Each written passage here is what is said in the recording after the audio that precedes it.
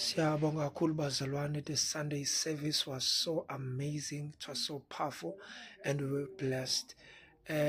Amongst many things that I just wanted to share is this concern about young people across the country who are bunking classes, abandoning school, not collaborating with the teachers, criminal records rising up, people becoming criminals. Young people don't know anything, Bazalwan. It is our duty to pray for them because they don't know. Others amongst them are involving themselves in these dark spiritual activities, using imiti against family members, bewitching people, going for imiti in order to fall in love with this one and this one, destroying lives. I was listening to Ukozi FM the other day. They created this program where people will phone and say all the evil things that they did anonymously. And one lady said, "Hey, I did this to that man. I made him eat something that was evil that will make him desire me all the time. Well, along the way, I lost desire for him and then I abandoned him. But still, this thing is still working in this man. He still desires me. He's still fighting for me. He's gone crazy." And then they say, "Where is this man? Where are you now?" He says, "Hey, sometimes I come across him when I'm in a taxi and then I see him. He's crazy." So these are the real things that are taking place to make sure that you, a South African child, falls apart, you get destroyed. These are not things that are organized by people, but we are faced with spiritual entities, principalities, powers, rulers, governors. The devil does not come if not to steal, kill, and destroy. Remember that you have got a gene or an element within you called melanin. You are the children of the sun. You thrive under the sun. That is why there is always sunlight in Africa. Remember that. Two, remember that you have that dominant element within you. Anything that comes into contact with you, the result of that contact with you is you. And as a person who has got melanin, you are the one who is dominating the world. Yes, you are the dominant race. You are everywhere.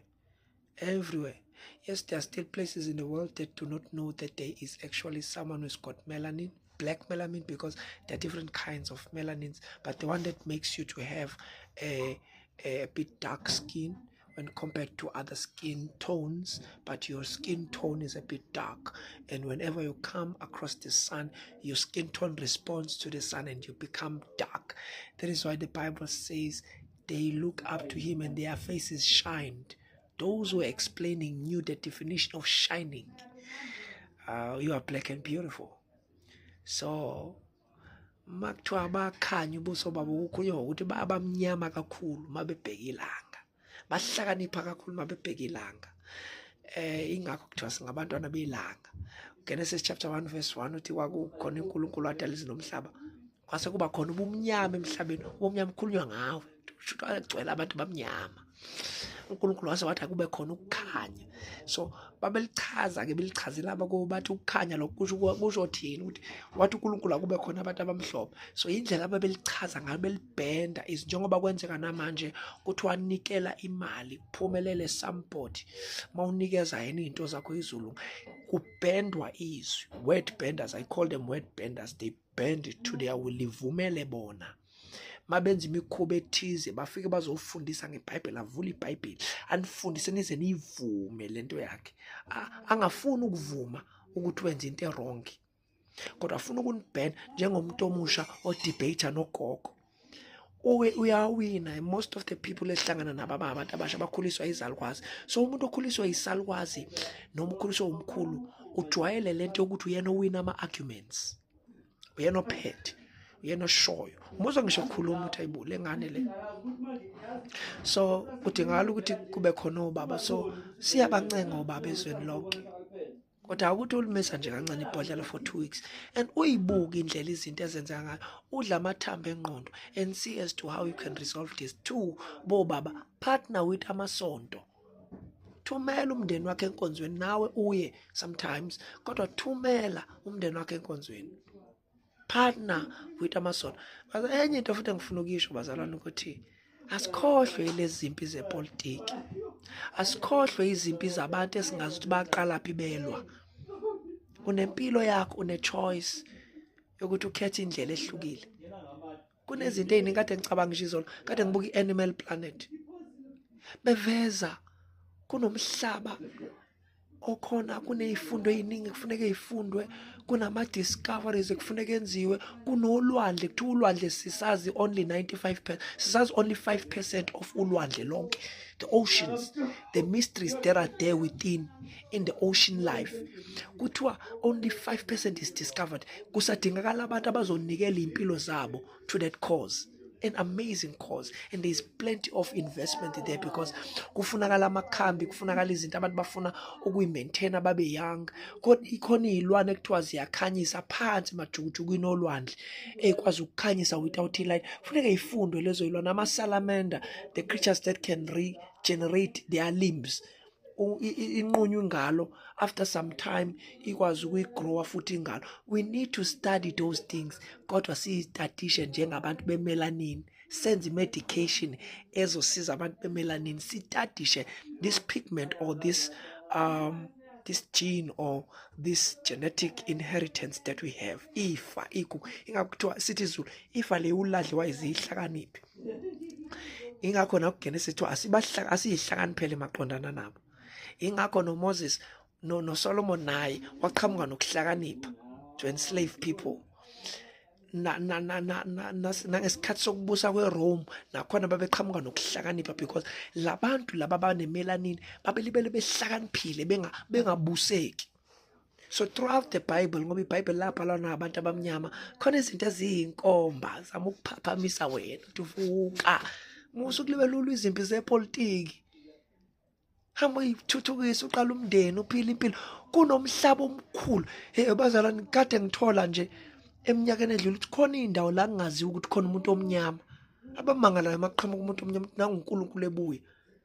Kuthiwa abantu abamnyama baya eChina bafundisa ama-China, baya e-Indonesia bafundisa ama-Indonesians, baya in the Americas bafundisa abantu impilo. Kuthiwa abantu abamnyama 100,000 years ago they were already writing checks. Mathematicians, they invented the wheel. Njengoba sibona ama-movie amnandi masiwabuka, yingoba ku-reinventwa i-history yethu. Kube ngathi umlungu ohlakaniphile kanti no ufunda incwadi endala eyathathwa yofihlwa la yofihlwa khona. Even now internet, when you are in the southern hemisphere, when you are searching for certain books, you can't find them. But if you take a flight to the northern hemisphere or to the first world countries, you find those books. Bese uyabona ukuthi kune conspiracy la. So ingakho neBhayibheli labhalwa laba incwadi, ngoba kwakusendwa imessage kuwo wonke umuntu ukuthi funda ukufunda incwadi ukuze wazi, ebese ubhekana nezimo ngolwazi. Njengoba introduce manje izinto zama e-learning what, because we are trying by all means to take you away from what is the real deal. Hey, sayikhuluma ngelinye ilanga, ngifonele noma ungisendela ama-message. Isibalo sabantu abazwana nami siyakhula. Lokho kusho ukuthi ngizoqala ngibeka ama-barriers manje ukuthi obani ababa abangani bami, my close friends, nabantu ababa ama-distant friends, nabantu engibaregada as just ordinary fans. So mangithi kuwena communicate, khuluma nami, ngizama ukukuvumela ukuthi ungene kwi-inner circle, because khona isikhathi la khona nami ngizoqala manje kube khona abantu engibasiftayo, because as ukhula kulo msebenzi engiwenzayo awufuni ukuyithola umuntu onhlanhlathayo. The older I go, the older I grow, the scarcer I become. Because phela mase kufanele ngishade, ngibe nonkosikazi wami, ngibe nezingane zami, ngibe nomuzi wami, ngibe nelegacy.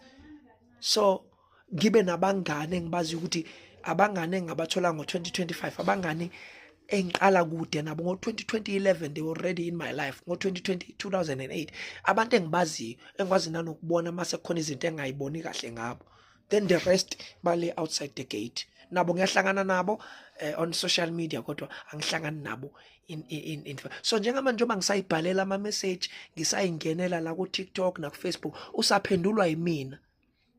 yenza sure ukuthi uyangithola, uyathola inamba yami, uyathola ama-details ami ukuze ngikwazi ukudila nawe direct, ube ingxenye ye-friend family.